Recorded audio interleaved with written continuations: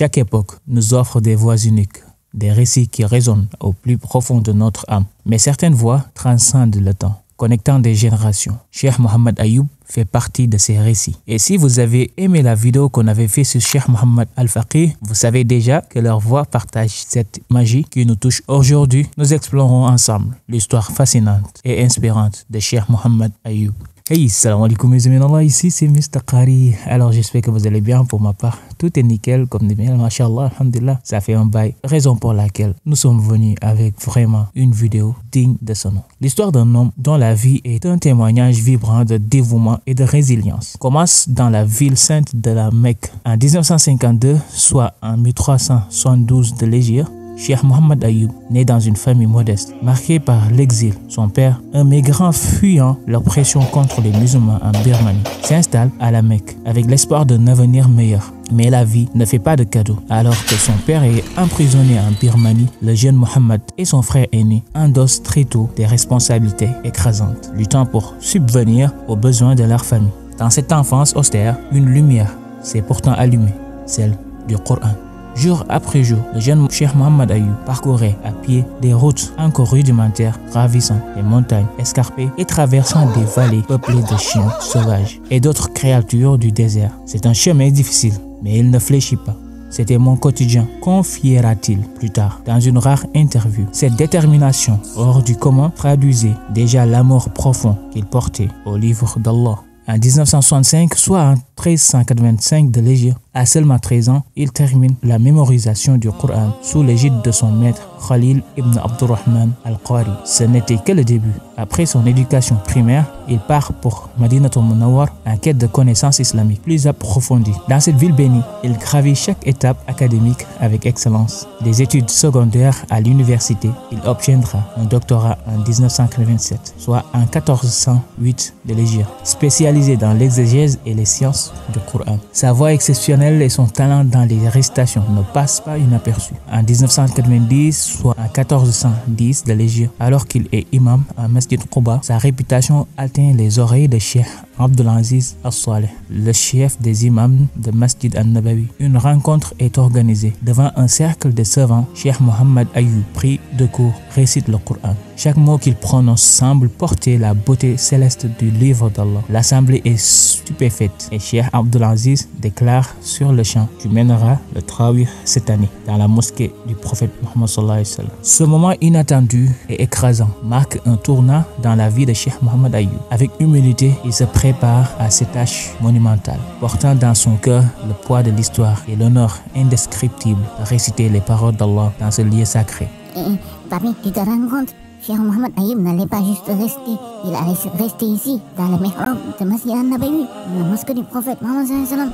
C'est comme si on nous demandait de jouer le rôle principal dans, disons, le film le plus regardé au monde. Un film et qui regarde ça, les gens de Touba, je pense. Non, papy, imagine plutôt que c'est comme mener la prière à l'époque du prophète Mohammed sallallahu alayhi wa sallam devant lui. Exactement. Et tu sais, ce moment n'était pas seulement historique, il était aussi personnel. Cheikh Mohammed Ayoub portait en lui une humilité rare, une humilité qu'on va découvrir ensemble. Et ça donne des frissons même à moi. En 1990, soit en 1410 de l'Hégire, Cheikh Mohammed Ayoub fut nommé imam de Masjid An-Nabawi, la mosquée du prophète Mohammed sallallahu alayhi wa sallam. Une nuit gravée à jamais dans sa mémoire. Lorsqu'il se tenait pour la première fois dans le mihrab de ce lieu sacré, il sentit son cœur s'emballer et ses mains trembler. Il confiera plus tard que c'était la peur mêlée d'une profonde humilité, d'une peur respectueuse, car il se souvenait de la grandeur des figures qui avaient occupé cet endroit avant lui. Une question ne cessait de l'assaillir. Serais-je à la hauteur de cet honneur? Pourrais-je remplir cette immense responsabilité? Ce soir-là, malgré l'intensité de ses émotions, Cheikh Mohammed Ayoub accomplit un exploit exceptionnel. Il dirigea seul les 20 rak'at de Tarawih, une prouesse rarement égalée dans l'histoire des imams du Haram. Parmi ceux qui avaient accompli cet acte monumental, on comptait un certain Cheikh Ali Jabr, un proche ami de Cheikh Mohammed Ayoub, à qui il rendit hommage en dirigeant sa prière funéraire, Salat al-Janaza. Jusqu'en 1417 Hijri, il continua de diriger les prières de Tarawih et Tahajjud dans la mosquée du prophète, marquant les cœurs par la majesté de ses récitations. Après cela, il fut affecté à Masjid Quba et d'autres mosquées, tout en continuant à enseigner le tafsir et les sciences islamiques à l'université islamique de Madina. Cheikh prit sa retraite en 2014, Mais son travail pour la Oumma ne s'arrêta pas là. Il voyagea à travers le monde, en Inde, au Sénégal, en Turquie, au Pakistan et en Malaisie, pour diffuser les enseignements du Coran, de l'Aqida et du fiqh, et pour enseigner l'arabe. Jusqu'à la fin de ses jours, il persista dans son rôle d'éducateur du Coran à Masjid an-Nabawi, même en période de maladie. Ses élèves témoignent de son dévouement inébranlable. Malgré ses douleurs, il se présentait chaque jour, écoutant et corrigeant plusieurs élèves à la fois avec une précision remarquable. Là où la plupart des professeurs de Coran se limitent à 2 élèves simultanément, Cheikh Ayoub, maître incontesté dans ce domaine, allait bien au-delà. Ce niveau de maîtrise et d'engagement reste une inspiration éternelle pour tous ceux qui l'ont connu.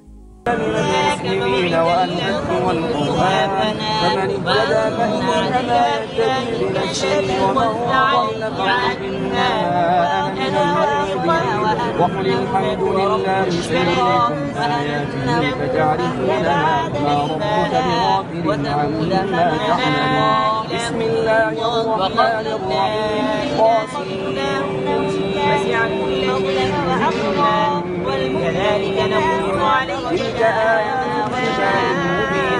Cheikh Mishari Rachid Al-Afasi, en évoquant la grandeur de Cheikh Mohammed Ayoub, le décrivit comme le Mustafa Ismail de la péninsule arabique. Un titre lourd de sens qui reflète l'impact colossal de Cheikh Ayoub sur l'art de la récitation coranique. Ses enseignements et son style unique continuent de résonner, influençant des générations de récitateurs, notamment des imams des 2 harams, tels que Cheikh Abdullah Johani, Cheikh Bandar Balila et Cheikh Khalid Al-Ghamidi. Sa maîtrise du style hijazi, empreinte de clarté et de douceur, a marqué à jamais l'histoire des récitateurs du Coran. Malgré cet immense respect dont il jouissait, Cheikh Mohammed Ayoub portait une douleur silencieuse, celle d'avoir été retiré de sa position d'imam à Masjid an-Nabawi. Lors d'une interview, on lui demanda quel était son plus grand souhait avec une sincérité poignante. Il répondit qu'il espérait avoir l'opportunité de mener une dernière fois la prière dans la mosquée du prophète Mohammed sallallahu alayhi wa sallam avant sa mort. أمنيتي الوحيدة أن يكرمني الله عز وجل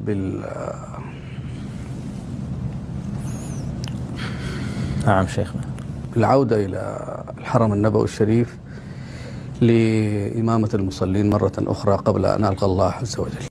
Cette prière, ce dernier moment, lui fut accordé par la grâce d'Allah. Pendant le Ramadan de 2015, soit en 1436, il fut rappelé pour guider les fidèles dans la prière de Tarawih, un moment qui restera gravé dans les cœurs de ceux qui eurent la chance d'y assister. Quelques mois plus tard, Cheikh Mohammed Ayoub retourna à son Seigneur au matin du 16 avril 2016, le 9 Rajab, en 1437 de l'Hégire. Il rendit son dernier souffle, laissant un vide immense dans les cœurs de millions de musulmans à travers le monde. Son janaza fut accompli sous l'ombre de Masjid an-Nabawi et il trouva sa place éternelle dans le cimetière sacré de Baqi à Medinatul Munawwar, aux côtés de nombreux pieux prédécesseurs. Avant son décès, Cheikh Mohammed Ayoub dirigeait la Salat Isha, une prière qui résonne encore dans la mémoire de ceux qui l'ont entendu. Cette nuit-là, il récita des versets puissants, comme s'il pressentait l'imminence de son départ. Dans la première rak'at, il récita Surat Takwir, Iza Shamsu Kuwirat. Dans la seconde rak'at, il choisit Surat Ash-Sharh, Alam Nashrah Laka Sadrak.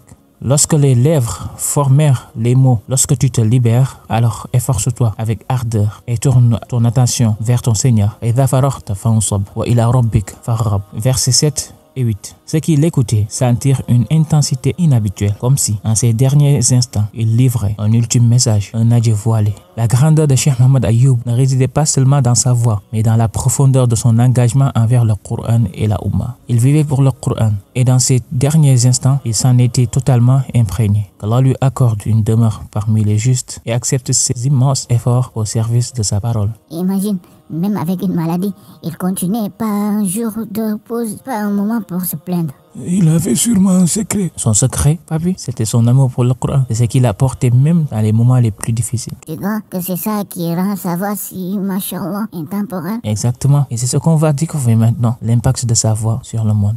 L'impact d'une voix intemporelle. Il y a des voix qui ne se contentent pas de transmettre des mots, mais qui touchent les cœurs et résonnent avec l'âme. Ces voix semblent éternelles, traversant les époques avec une gravité spirituelle unique. C'est exactement ce que nous ressentons en écoutant la voix de Cheikh Mohammed Ayoub. Ayoub possède une intonation particulière, marquée par des tremblements émotionnels et une lenteur réfléchie qui nous transporte dans une autre époque. Une époque où chaque syllabe, chaque mot portait un poids spirituel profond. Cette qualité rare, presque nostalgique, fait que sa voix évoque une génération passée tout en restant actuelle et universelle. Écoutons un extrait de sa récitation et prenons un moment pour ressentir cette profondeur. Tu sais, même en fermant les yeux, tu pouvais deviner que c'était lui. Comment ça? Il avait une signature sur ses récitations, je pense. Pas une signature, mais une profondeur, une maîtrise. C'est ce qu'on va analyser maintenant. La voix de Cheikh Mohammed Ayoub n'était pas seulement belle, elle était techniquement exceptionnelle. La voix de Cheikh Mohammed Ayoub se distingue par plusieurs éléments uniques que nous allons analyser ensemble. 1. Les tremblements et intonations. Ces tremblements apportent une émotion brute. Ils traduisent une lutte intérieure, comme si chaque mot était porteur d'une révélation spirituelle intense. Ces vibrations dans sa voix évoquent un cœur qui cherche à s'exprimer, à communiquer avec le divin. De le rythme lent, Ayoub prend le temps. Chaque mot semble choisi avec soin. Pause permet à l'auditeur de réfléchir et de ressentir. Ce rythme contraste avec certaines récitations modernes, souvent plus rapides ou axées sur la performance technique. L'aspect nostalgique. Sa voix rappelle une époque où la récitation n'était pas seulement une pratique religieuse, mais une émotion collective. Cette émotion traverse les âges et nous connecte à un héritage riche. En écoutant Ayoub, on a l'impression qu'il porte l'écho des générations qui l'ont précédé. C'est une voix qui mélange la beauté de surface avec une profondeur exceptionnelle. Tu crois qu'il savait qu'il laisserait un héritage aussi immense? Les grands hommes ne pensent pas à leur héritage. Ils se concentrent juste à faire ce qu'ils doivent faire. C'est vrai, papi, mais parfois, ce qu'ils font devient plus grand que, comme Cheikh Mohammed Ayoub. Sa voix, son dévouement, il continue d'espérer, même après sa mort. Rahimallah. C'est une leçon pour nous. Ce n'est pas ce qu'on laisse derrière nous qui compte, mais comment on le laisse. Alors laissons bien les choses. Qui sait, peut-être que Toutib se souviendra de moi aussi. Hein. Peut-être, papi, mais ne ronfle pas trop fort.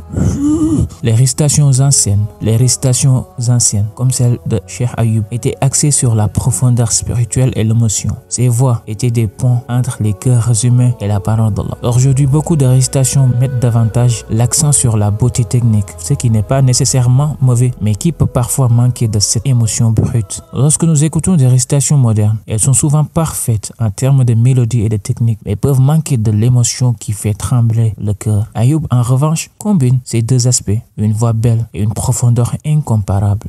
L'importance de l'intention. En islam, l'intention, niya, est primordiale. Ce n'est pas seulement la beauté de la voix qui compte, mais l'état du cœur derrière chaque mot.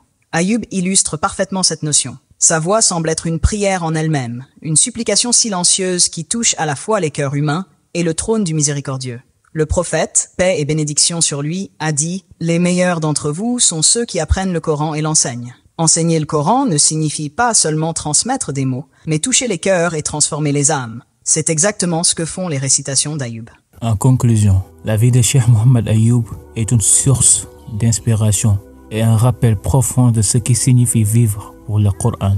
Son parcours, marqué par des épreuves, des succès et une humilité constante, illustre la dévotion d'un homme dont le cœur battait au rythme de la parole d'Allah.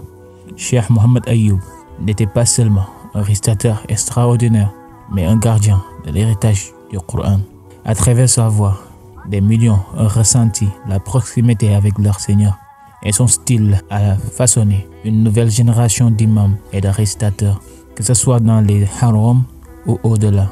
Mais plus encore, sa vie nous rappelle que la grandeur véritable n'est pas dans la reconnaissance ou les titres, mais dans la constance et la sincérité.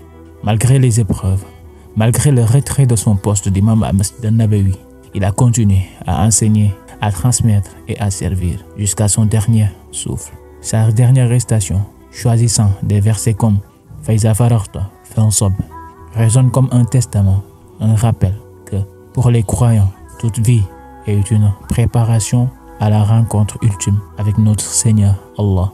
Aujourd'hui, Cheikh Mohammed Ayoub repose à Baqi, entouré de la terre sacrée de Medinatul Munawwara.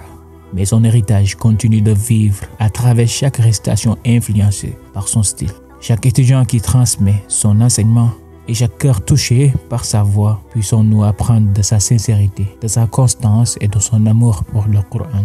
Et puisse Allah lui accorder la plus haute des récompenses, lui faire miséricorde et nous permettre de suivre ses pas avec dévouement et humilité. C'était Mr. Qari.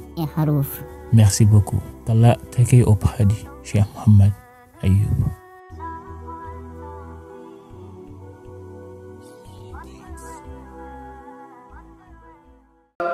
رب اجعلني مقيم الصلاة ومن ذريتي. حقيقة أول مرة أبوح بها، وكانت سرا بيني وبين الشيخ رحمة الله عليه، لكن الآن بعد وفاته أستطيع أن أبوح بها لمن يحب الشيخ رحمة الله عليه. الشيخ قبل وفاته بشهر رحمه الله صاحبته إلى البنك لاستلام راتب الجامعة الإسلامية، فأخذ الراتب كاملا ثم قسمه نصفين، نصف جعله مصروف لزوجاته وأولاده، وهذا الثاني لله.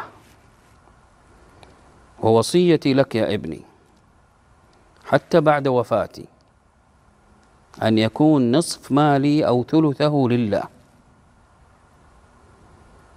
هذه الوصية أنا من عنقي إلى عنقك، لأنك أنت الكبير. هذا المصروف الذي هو لله كان يوزع للفقراء والمساكين. 100 أسرة كان الوالد يصرف عليهم في حياته. من القصص المؤثرة التي أذكرها عن الوالد رحمه الله في جانبه الإنساني مع الفقراء والمساكين، ذلك الرجل الذي أتى إلى الوالد وهو كبير في السن، وطلب من الوالد أن يبحث له عن مأوى أو مسكن. فالوالد حزن على هذا الرجل كبير السن المسكين الذي ليس لديه مسكن، وذهب معه يبحث عن مسكن له وهو لا يعرفه. وكان ذلك بعد صلاة العصر. خرج الوالد وهو حزين على الرجل، وأتى في صلاة المغرب ولا زال الحزن يكسو وجهه رحمه الله. فسألناه عن سبب ذلك فقال بأني لم أجد مسكنا لهذا الرجل حتى الآن. ثم ذهب وأكمل بعد صلاة المغرب حتى وجد لهذا الرجل المسكن، فأتى الوالد رحمه الله فرحا مسرورا في صلاة العشاء، وكان ذلك بسبب حصوله أخيرا على المسكن لهذا الرجل. ربنا وتقبل دعاء